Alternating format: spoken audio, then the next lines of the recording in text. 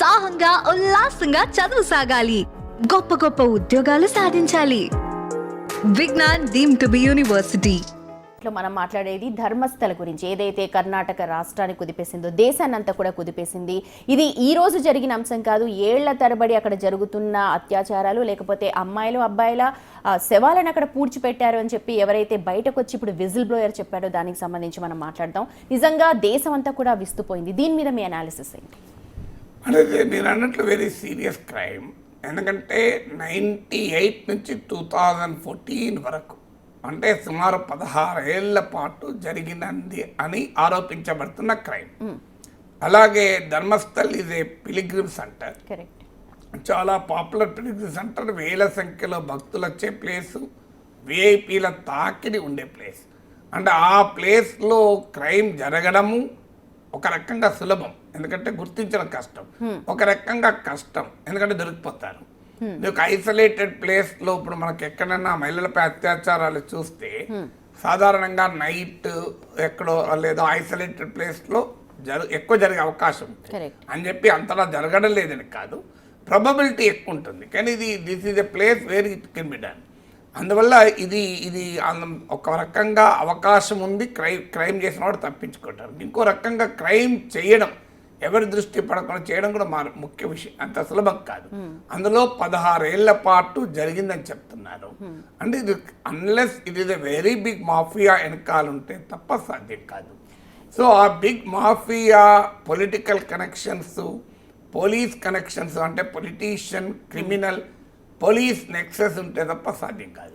ఇవాళ జరిగిన పరిణామాలు ఒకసారి కనుక చూస్తే స్వయంగా సిట్ అధికారి ఒకరే ఆ విజిల్ బ్లోయర్ని బెదిరించినట్టుగా, అంటే ఈ స్టేట్మెంట్ నువ్వు ఇచ్చింది కాదు, ఎవరో ప్రెషరైజ్ చేస్తే ఇచ్చానని చెప్పు, లేకపోతే ఇక్కడ నువ్వు చెప్పింది నిజమైనా నీకు శిక్ష పడుతుంది, అబద్ధమైనా నీకు శిక్ష పడుతుంది, కాబట్టి నువ్వు ఇందులో బాగా ఇరుక్కుపోతావు, కాబట్టి ఈ స్టేట్మెంట్ నాది కాదు, ఎవరో ప్రెషరైజ్ చేశారని చెప్పమని చెప్పారని తాజాగా వస్తోంది. దీని మీద కంప్లైంట్ కూడా రేస్ చేశారు. అంటే డెఫినెట్గా ఇప్పుడు ఈ విజిల్ బ్లోయర్కు ప్రొటెక్షన్ అవసరం. ఎందుకంటే సాధారణంగా ఎనీ మాఫియా క్రైమ్స్లో ది ఫస్ట్ వల్నరబిలిటీ విజిల్ బ్లోయర్కి ఉంటుంది. అందుకే మన దేశాల్లో కాదు, ప్రపంచవ్యాప్తంగా విజిల్ బ్లోయర్ ప్రొటెక్షన్ యాక్ట్స్ కూడా ఉంటాయి. అంటే విజిల్ బ్లోయర్లకు కాపాడాలి. అయితే విజిల్ బ్లోయర్ చెప్పింది వెంటనే నిజమని మనం కంక్లూజన్ కూడా రాలేము. ఎందుకంటే విజిల్ బ్లోయర్ పాసిబుల్ కూడా ఉండొచ్చు, ఎక్స్టర్నల్ ప్రెషర్సే ఉండొచ్చు, వెస్టెడ్ ఇంట్రెస్ట్లే ఉండొచ్చు. అందువల్ల విజిల్ బ్లోయర్ ఎప్పుడైనా ఒక సమాచారాన్ని ఇస్తే దట్ ఈజ్ ఓన్లీ హైపోథెసిస్గా తీసుకొని దానిపైన విచారణ జరిపించాలి. అది నిజమని కంక్లూజన్ రావాల్సిన అవసరం లేదు, అబద్ధమని కొట్టిపారేసిన అవసరం లేదు. సో దాన్ని ప్రైమా ఫేసీగా ఆ సమాచారానికి ఉన్న వాల్యూని అంచనా వేసి చేయాలి. సో రకరకాల, ఎందుకంటే ఇది ఇంతకుముందే చెప్పినట్లు పెద్ద మాఫియా ఉంటే తప్ప జరగదు. సో ఈ మాఫియా పొలిటికల్, ఎందుకంటే అప్పుడు ఆరోపణలకు కూడా ఏంటంటే పోలీస్ కూడా పట్టించుకోలేదు.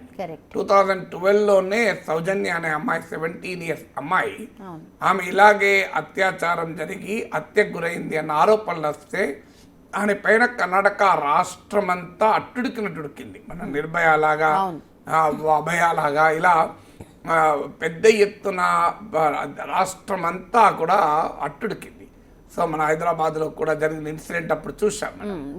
సో దిశ అప్పుడు కూడా. సో అంతటి రెస్పాన్స్ వచ్చాక కూడా nothing has been found even today. అంటే ఆ క్రైమ్ జరగలేదని కాదు, ఆ క్రైమ్ వెనకాలన్నవాడు అంత బలవంతుడు అని అర్థం. అందువల్ల దిశలాగా బలహీనుడైతే ఎన్కౌంటర్ అయిపోతాడు. సో అందువల్ల చాలా సులభం. బలవంతుడైనప్పుడే కష్టమవుతుంది, వ్యవస్థల్ని మేనేజ్ చేయగలుగుతారు.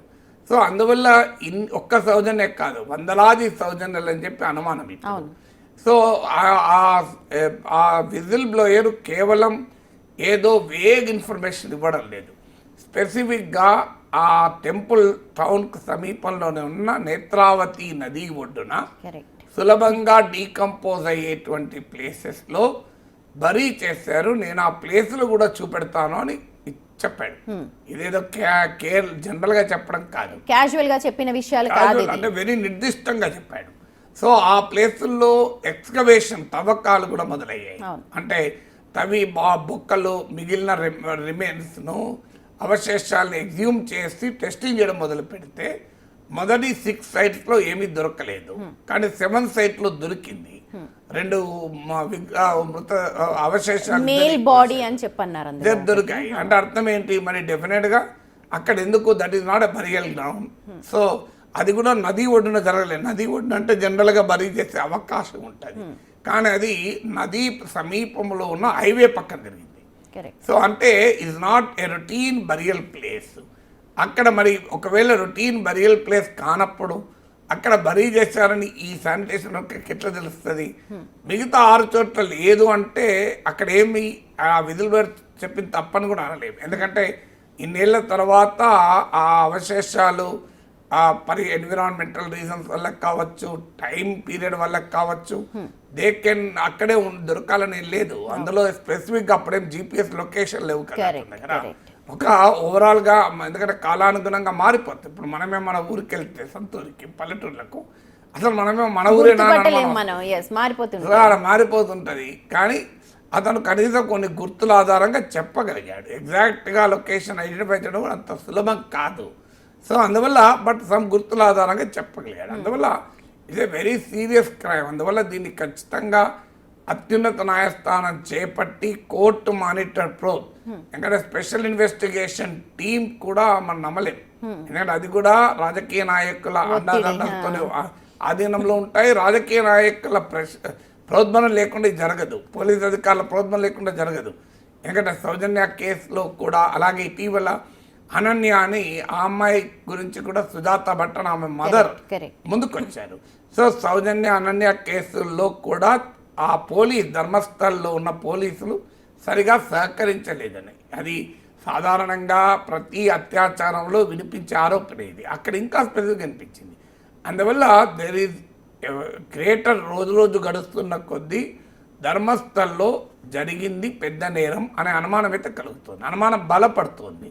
అయితే అది ఏ స్థాయిలో, ఆ శానిటేషన్ వర్కర్ చెప్పిన స్థాయిలో నిజంగానే వందలాది మహిళలు జరిగిందో తెలియదు. ఎందుకంటే ఇప్పటి వరకు బాధితుల్లో ఒక్కరే ముందుకు వచ్చారు. బాధితులు ముందుకు రాలేదు కనుక జరగలేదండి.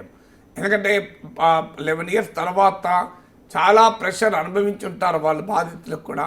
ఎందుకంటే ఇంత పెద్ద మాఫియా ఇన్వాల్వ్ అయి ఉంటే బాధిత కుటుంబము 11 ఏళ్ల తర్వాత పోయిన బిడ్డ ఎలాగూ రారు, ఇప్పుడు ఉన్న కుటుంబ సభ్యులకు కాపాడుకోవాలి కదా అని ఆలోచన కూడా ఉంటుంది. ఇప్పుడు మీరు అన్నారు కదా ఒకరే బయటకు వచ్చారు, ఆ భట్ కుటుంబం ఏదైతే ఉందో చాలా మానసిక క్షోభకు గురైంది, పోలీసులు సహకరించలేదు, వాళ్ళని కిడ్నాప్ చేశారు, ఆమె భర్త కూడా ఈ హింసలు తట్టుకోలేక చనిపోయారు. ఇప్పటికీ కూడా ఆమె కనీసం అసలు ఉందా లేదా అన్న విషయం కాదు కదా, కనీసం అవశేషాలైనా దొరుకుతాయా లేదా, ఇప్పటికీ పోరాటం చేసే శక్తి నాకు ఉంది కానీ నాకు ఎవరు సహకరించట్లేదు అని చెప్పింది డైరెక్ట్గా బిగ్ టీవీకి. ఇప్పుడు మీకు వాస్తవమే, మీకు ఇప్పుడు ఉదాహరణకు మీకు హత్రాస్ ఇన్సిడెంట్లో కూడా మనం చూస్తే ఉత్తరప్రదేశ్లో ఒక దళిత మహిళ పైన ఒక ఎమ్మెల్యే జరిపిన అత్యాచారం. అది ఏం జరిగింది, ఆఖరికి ఆమె చనిపోయింది. ఆమె తండ్రిని పోలీస్ స్టేషన్లోనే ఆ ఎమ్మెల్యే సోదరుని కొట్టి చంపాడు, లాయర్కు కార్ యాక్సిడెంట్లు అయినాయి, ఇలాంటివన్నీ మనం చూసాం ఉత్తరప్రదేశ్లో. సో అందువల్ల ఇప్పుడు ఇప్పుడు ఈ విజిల్ బ్లోయర్ కూడా ఏం చెప్తున్నాడు, విజిల్ బ్లోయర్ కూడా నాకు కూడా బెదిరింపులు వచ్చాయి. ఎందుకంటే విజిల్ బ్లోయర్ మీద క్వశ్చన్లు వస్తున్నాయి. 2014 వరకు జరిగితే 11 years ఎందుకు వచ్చాను ఆయన చెప్తున్న కారణం, అప్పుడే ధర్మస్థలం వదిలేసి వెళ్ళిపోయాను, ఎందుకంటే నా పైన బెదిరింపులు వచ్చాయి, మా కుటుంబ సభ్యులు కూడా హింసించారు, అందువల్ల నేను వెళ్ళి పారిపోయాను, నాలో గిల్ట్ మిగిలిపోయింది, అయ్యో ఇంత పెద్ద నేరాల్లో నేను ప్రేక్షకుడిగా ఉండలేను కదా అని నేను ఇప్పటికైనా బయటకు రావాల్సి వస్తుంది అంటున్నాడు. సో ఇప్పటికైతే దీన్ని మనము క్రైమ్గానే చూడాలి. అన్ఫార్చునేట్లీ ఏమవుతుందంటే అది ధర్మస్థల్ కావడం వల్ల దాన్ని ఇమీడియట్గా ఇప్పుడు యడియూరప్ప ఆయన కొడుకు బీజేపీ రాష్ట్ర అధ్యక్షులు చెప్పేది, మీరు కావాలని హిందూ పుణ్యక్షేత్రాలను బదనాం చేస్తున్నారు, ఇది పెద్ద కుట్రను మొదలుపెట్టారు. అలా జరిగాక నీకు సెంటిమెంట్లు ముందుకొచ్చాక నీకు క్రైమ్ ఎక్కడ బయటకు వస్తుంది? Crime is a crime. అది ఆ క్రైమ్ వల్ల ధర్మస్థల్ విశిష్టత దెబ్బతిన్నదు, ఆ పుణ్యక్షేత్ర ప్రాధాన్యత దెబ్బతిన్నదు. కొంతమంది పాపులు చేసిన పనికి మనం దైవాన్ని నిందించాల్సిన అవసరం లేదు. అయితే ఇప్పుడు ఆ ధర్మస్థలం అనేది మీరు అన్నట్టుగా ఒక పుణ్యక్షేత్రం, చాలా పాపులర్. ఇప్పుడు ఆ అపవాదు అక్కడ ధర్మస్థల దాని మీదకి వస్తోంది కాబట్టి దాన్ని కూడా ఇరాడికేట్ చేయాల్సి, అపవాదుని రూపుమాపుకోవడం ఆ సంస్థకి లేదంటారా అసలు బాధ్యత? అపవాదే ఉండకూడదు అంటాను అది. నేను. ఎందుకంటే ఇప్పుడు ఆ టెంపుల్ అడ్మినిస్ట్రేషన్ కూడా అసలు వాళ్ళే కారణం అంటున్నారు కదా. అవును. ఇప్పుడు ఆరోపణే టెంపుల్ అడ్మినిస్ట్రేషన్ అవుతుంది. మనం ఇప్పుడు ఏదైనా ఒక దేవస్థానము, ఓ పుణ్యక్షేత్రము, ఏదైనా మత సంబంధిత వ్యవస్థ, ఆ వ్యవస్థలో వ్యక్తులు చేసే తప్పుల్ని మన వ్యవస్థ కంటకట్టకూడదు. ఇప్పుడు ఉదాహరణకు గోల్డెన్ టెంపుల్లో జర్నైల్ సింగ్ భింద్రాన్వాలా లాంటి ఖలిస్తాన్ తీవ్రవాదులు తలదాచుకున్నారు. తప్పు గురునానక్ ది కాదు, తప్పు గురు గోవింద్ సింగ్ ది కాదు, తప్పు ఆ జర్నైల్ సింగ్ భింద్రాన్వాలే కాదంటే ఆ రోజు ఆ దేవాలయాన్ని, స్వర్ణ దేవాలయాన్ని నడిపిస్తున్న నిర్వాహకులు, అది శిరోమణి గురుద్వారా ప్రబంధ కమిటీకు కూడా అందులో ఉన్న వ్యక్తులు. మళ్ళీ ఎస్డిపిసి అనే వ్యవస్థకు మనం తప్పు చెప్పకూడదు ఎప్పుడు కూడా. వ్యక్తులు చేసే తప్పులకు వ్యవస్థను, లేకుంటే ఆ వ్యవస్థలో కొలువు తీరిన దేవుణ్ణో మనం ఎందుకు నిందించాలి? వ్యక్తుల్ని వ్యక్తులుగానే చూడాలి. ఇప్పుడు ఉదాహరణకు నేను ఉస్మానియా సిటీలో పనిచేశాను. నేను కనుక మందు దాగి పడిపోయాను అనుకోడు, ఉస్మాన్ సిటీ మందు దాగి అనద్దు కదా. నేను మందే తాగనని చెప్తున్నాను, నీకు తెలుసు, నాకు తెలుసు. సో అందువల్ల కానీ ఉదాహరణ చెప్తాను, నేను మందు దాగి రోడ్డు పక్కన పడిపోతే ఉస్మాన్ సిటీ మందు దాగి రోడ్డు పక్కన పడిపోయిందని రాయకూడదు కదా. నాగేశ్వర్ చేసే తప్ప నాగేశ్వర్కి ఇండివిజువల్ గా వ్యక్తిగతంగా దాన్ని ఆపాదించాలి. వ్యవస్థను మనం ఎప్పుడు తప్పు పట్టకూడదు. ధర్మస్థల్లో అధర్మం జరిగితే ధర్మస్థల అధర్మం కాదు, చేసిన వాడు మాత్రమే అధర్మం. అయితే ధర్మస్థలు గనక అధర్మాన్ని మనం సమర్థించకూడదు, ఇంకెక్కువ బాధ్యత ఉంటుంది కదా. మీరు అన్నట్లు ఆ పుణ్యక్షేత్ర విశిష్టతను కాపాడటానికి కూడా ఈ దుర్మార్గుల్ని మనం ఇంకా నిజంగానే నేరం జరిగి ఉంటే ఆ దుర్మార్గుల్ని శిక్షించాలి కదా. ఎందుకంటే దుష్ట శిక్షణ శిష్ట రక్షణే కదా సంభవామి యుగే యుగే అన్నది. సో అందువల్ల ఇప్పుడు ఖచ్చితంగా దుష్ట శిక్షణ జరగాల్సిందే కదా. అయితే ఇప్పుడు లోకల్గా ఇప్పుడు మా ప్రతినిధి అశోక్ అట్లా మాట్లాడినప్పుడు వాళ్ళందరూ ఇది రెగ్యులర్గా ఉండేదే, వస్తారు వెళ్ళిపోతారు. లోకల్ మీడియా కానీ లేకపోతే లోకల్ పోలీసులు కూడా అంత ఎక్కువగా ఇంట్రెస్ట్ చూపించట్లేదు, ఎవరితో ఏం మాట్లాడట్లేదు కూడా. ఎందుకంటే అసలు ప్రతిదీ కూడా చాలా సీక్రెట్గా అక్కడ వ్యవహరిస్తున్నారు. లోకల్ పీపుల్ కూడా చెప్తుంది ఏంటంటే ఇది అసలు బయటకు రానివ్వరండి, తొక్కేస్తారు, మీరు ఏదో వస్తున్నారు వెళ్తున్నారు కానీ అసలు ఏమీ జరగదు, న్యాయం జరగదు, జీరో అని చెప్పి వాళ్ళే చెప్తున్నారట.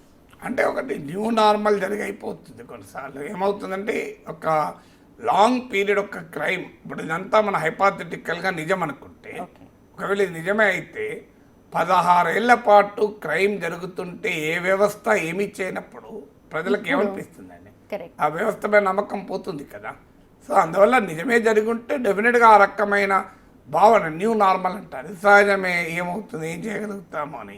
ఇప్పుడు మనకు హైదరాబాద్లో ఒకప్పుడు సుల్తాన్ బజార్లో చైన్ స్నాచింగ్ అని అనేవారు. పోలీస్ స్టేషన్లో చైన్ స్నాచలం పట్టుకునే వార్తలు చీమ దస్తున్నాయా? ఏమైనా చైన్లు కావాలనే చైన్ స్నాచలు కావాలయ్యారు. ఎవడు పదవాడు పడుతున్నాడు తప్ప ఈ మధ్య కాలంలో దాని వార్తలుగా వేసింది మీడియాలో ప్రముఖంగా. పదాలు రావచ్చు కానీ అదర్వకైతే అది హెడ్లైన్, సుల్తాన్ బజార్ పోలీస్ స్టేషన్లో దొరికిన చైన్ స్నాచర్ అని. ఎందుకు ఇప్పుడు తీవ్రవాదులే దొరికినాక చైన్ స్నాచర్లు ఎవరు అడిగిండు?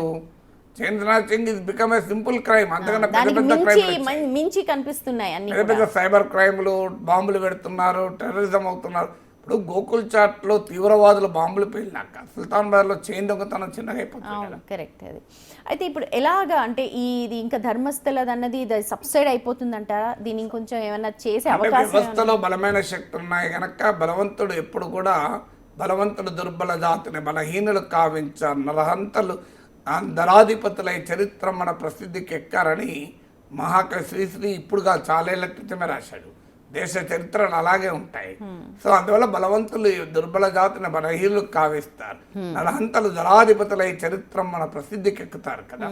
సో అందువల్ల డెఫినెట్గా బలవంతులు వెనకాలన్న ఏ క్రైమ్ అంత తొందరగా బయటపడదు. బట్ లెట్ us హోప్ ఇప్పుడు మీడియా యుగం 2014 కూడా కన్నా ముందు దాంతో పోలిస్తే మీకు డిజిటల్ ప్రపంచం పెరిగింది, సోషల్ మీడియా పెరిగింది.